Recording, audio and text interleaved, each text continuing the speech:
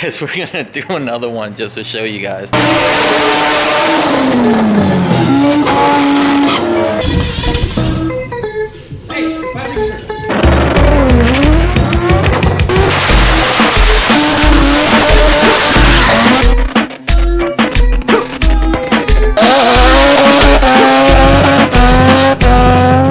One big issue I keep running into with this car is space. We're trying to fit a bunch of shit in a little passenger bay, mostly because the car still has AC. It makes everything super complicated to fit, which we have to like cut, re-weld, and kind of massage everything into place for it to be a nice fit, but not something that's gonna like rub on each other and mess up in the long run. The problem happened is I need to fit this big ass intercooler that I made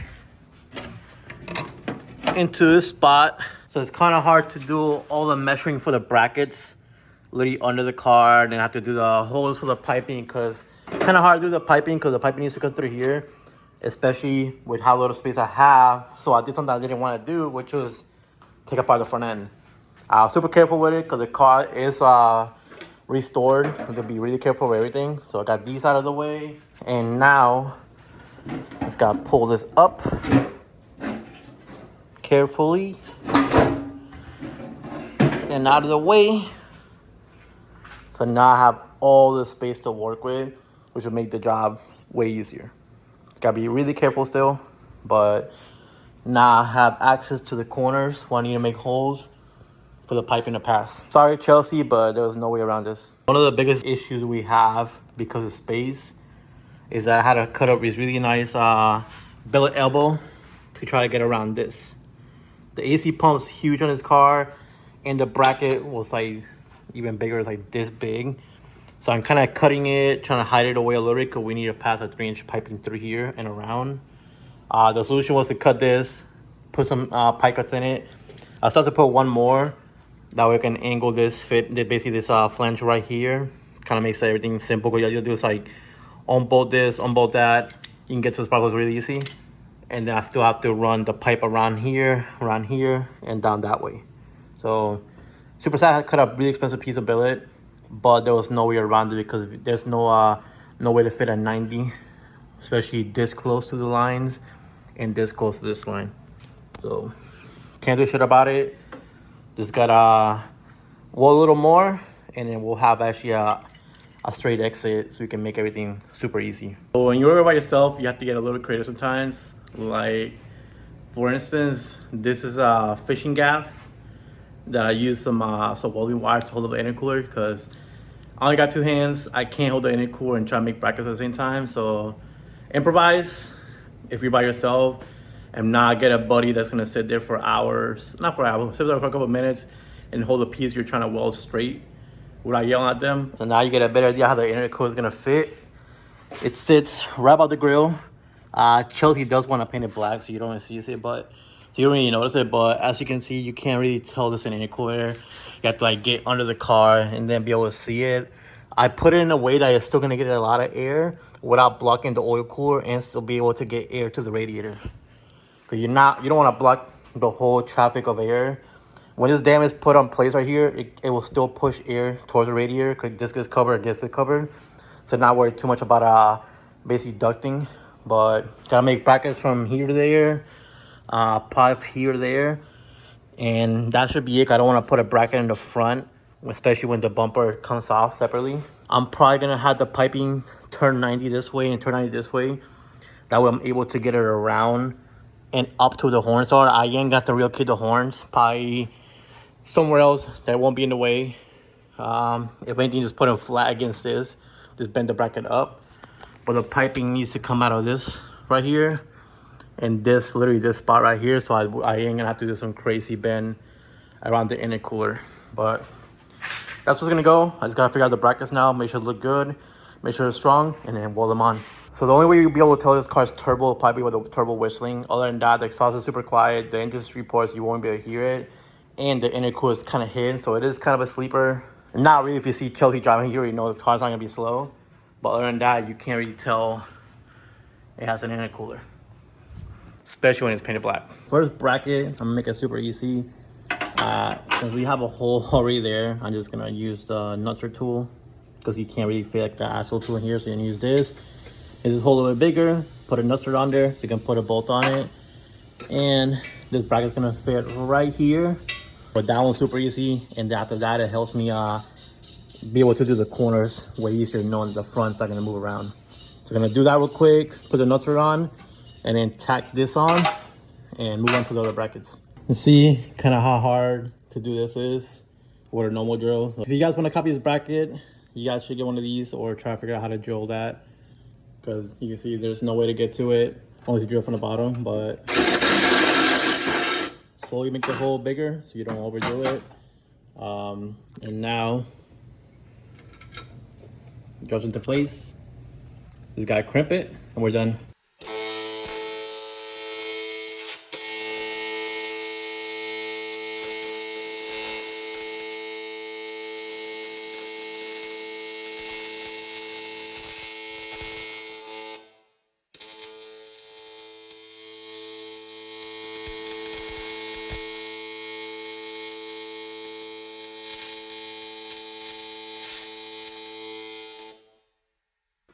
Alright, so I got this side tacked up and mounted. I'm trying to figure out if I'm gonna box it from the bottom for the top, but that side's tacked and mounted. This side's tacked and mounted. The top is tacked and mounted. And now we're gonna cut all this off. And hopefully the intercooler doesn't fall through. Looking good so far. That last one. And intercooler's staying up, so did a good job. I just gotta take it out carefully. I'm probably gonna tack the back a little bit more here. That's something I can do if you guys don't have space, but just take it out really carefully so I don't bend the brackets. Weld in the outside. Most likely, I think I would just tack it from the, basically like close in the top, so I don't have to mess with the bottom, and just basically you can get it from the bottom, not from the top. Here you can just go through here and take that one off. It'll be hard to like go in all the way through here to get that one off, so it's better off to do it from the bottom. So I'm gonna pull it out, weld it. After that, we'll be good to go and we can start doing the piping. The car's only going for about like 400 horsepower, but everything we're doing to the car is for like 500-600 horsepower. So later on, you can put a bigger turbo, turn the boost up, and then you will handle everything else will handle it perfectly. Alright, all boxed up, welded up, everything's welded up. Makes it easy to get from the bottom. Still let that open so you can basically have a lot of throw in the wrench when you try to take it out. And that ain't going nowhere. Next up will be moving this out of the way, making some holes, and then start doing the piping. Alright, so I got this thing mocked up, made the hole. You can see it still has plenty of space to move around. Here is kind of tight, but the problem is that I can't have it too close to the pulleys. Could mean, you know, you have to put a belt on it, so it is gonna be sitting kind of tight right here. I'll be fine. So right now I'm just gonna mark where I need to cut. I need to put this on. I'm gonna take this pipe off, tack here, tack this on, and hopefully after that the bend still works pretty good. I measured basically where it needs to be at. So that's the plan. So I'm just gonna take this out, cut this, tack this thing on, and then go from there. Didn't record much. It's a lot of work to do the intercooler piping the way it's ran. It has to be like perfect, so I didn't have time to just sit there with a camera and record everything because the spacing is super tight. I don't want to keep cutting to the car, and this is what I came up with. So on this side, I had to open up the pipe a little bit. Doesn't look too bad. It comes this way, around through here.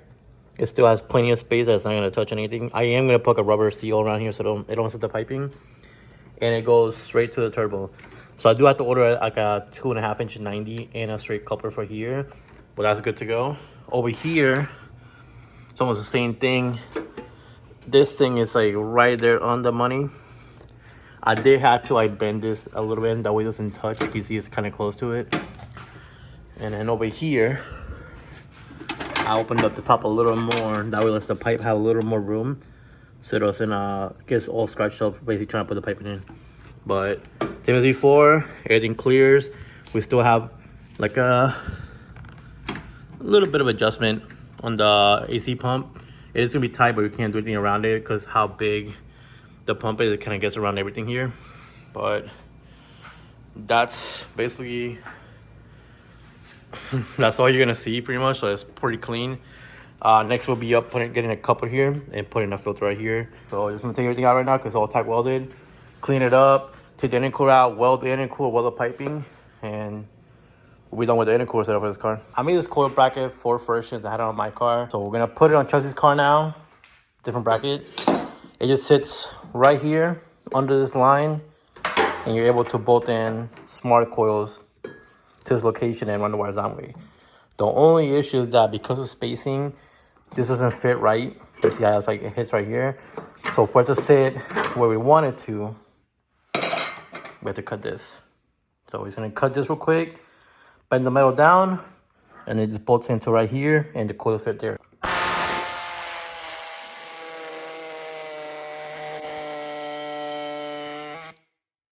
We are gonna end up fixing these wires. The car had a carburetor pump to a switch.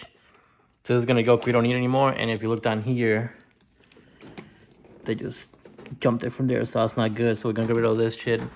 After everything is said and done, when we finish the wiring, this is gonna be gone. Okay, it just goes there to this relay. We don't need that shit anymore. Less wires, less fires. Just like that.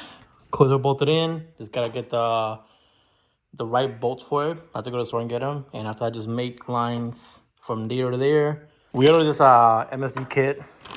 You make your own lines. They come super long, so you just gotta cut them down to fit on here and go to the spark plugs. After that, we should be done with the wiring, and then we can move on to the fuel system.